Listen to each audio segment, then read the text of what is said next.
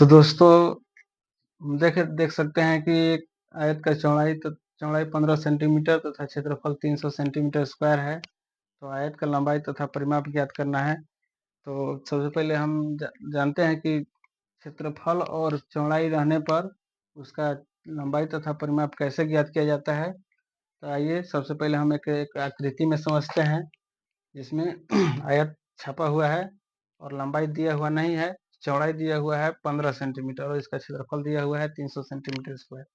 तो आइए सबसे पहले हम लिखते हैं गिवन दैट आयत का चौड़ाई बराबर 15 सेंटीमीटर। आप क्वेश्चन में देख सकते हैं जिसमें चौड़ाई बराबर 15 सेंटीमीटर लिखा हुआ है और क्षेत्रफल दिया हुआ है 300 सेंटीमीटर स्क्वायर। क्षेत्रफल जब भी रहता है तो स्क्वायर में रहता है। तो जब क्षेत्रफल दिया हुआ है तो हम क्षेत्रफल वाला ही फॉर्मूला लिखेंगे। आयत का क्षेत्रफल होता है, हम जानते हैं क्या, लंबाई गुना चौड़ाई। तो आयत का क्षेत्रफल इसमें दिया हुआ है 300 सेंटीमीटर स्क्वायर। लंबाई कितना दिया हुआ है, लंबाई नहीं है। चौड़ाई है 15 सेंटीमीटर, तो हम 15 सेंटीमीटर चौड़ाई के नीचे लिख सकते हैं। अब 300 सेंटीमीटर स्क्वायर जो चौड़ाई है 15 सेंटीमीटर स्क्वायर 15 सेंटीमीटर, तो हम इसे समीकरण के नियम के अनुसार भाग में ला सकते हैं। इधर क्या बचा, लंबाई।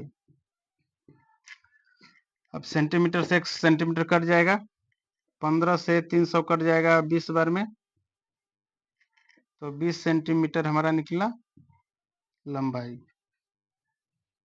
तो हम आसानी से अब आयत का परिमाप ज्ञात कर सकते हैं। आयत का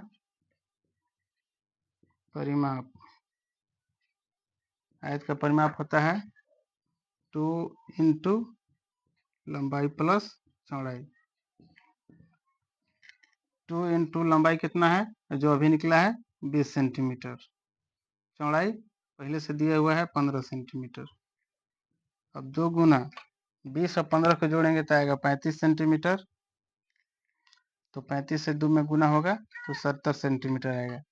तो दोस्तों हम देख सकते हैं कि आयत का चौड़ाई और क्षेत्रफल रहने पर लंबाई तथा परिमाप कैसे ज्ञात किया जाता है। तो आप आकृति में भी देख सकते हैं, जिसमें लंबाई दिया हुआ नहीं है, चौड़ाई है और क्षेत्रफल 300 सेंटीमीटर दिया हुआ है। तो गिवन दैट आयत का चौड़ाई दिया हुआ है 15 सेंटीमीटर और क्षेत्रफल दिया हुआ है 300 सेंटीमीटर स्क्वायर। तो आयत का क्षेत्रफल बराबर क्या होता है, लंबाई गुना चौड़ाई, जो हम लोग पहले से जानते हैं, फॉर्मूला होता है। तो क्षेत्रफल मेरा है 300 सेंटीमीटर स्क्वायर और लंबाई जो दिया हुआ नहीं है तो लंबाई के नीचे लंबाई लिखाएगा और चौड़ाई के नीचे 15 सेंटीमीटर जो क्वेश्चन में दिया हुआ है। अब 15 सेंटीमीटर जो है समीकरण के नियम के अनुसार आएगा भाग में। तो 15 सेंटीमीटर से 1 सेंटीमीटर कट जाएगा जो स्क्वायर में है। अब 15 से 300 कट जाएगा 20 बार में, तो 20 हमारा निकला 20 सेंटीमीटर लंबाई। अब हम आसानी से आयत का परिमाप ज्ञात कर सकते हैं। तो आयत का परिमाप क्या होता है, 2 इंटू लंबाई प्लस चौड़ाई। तो 2 इंटू लंबाई जो अभी निकला है 20 सेंटीमीटर और चौड़ाई पहले से दिया हुआ है 15 सेंटीमीटर। तो 20 और 15 35 होता है, 35 दूना 70 सेंटीमीटर।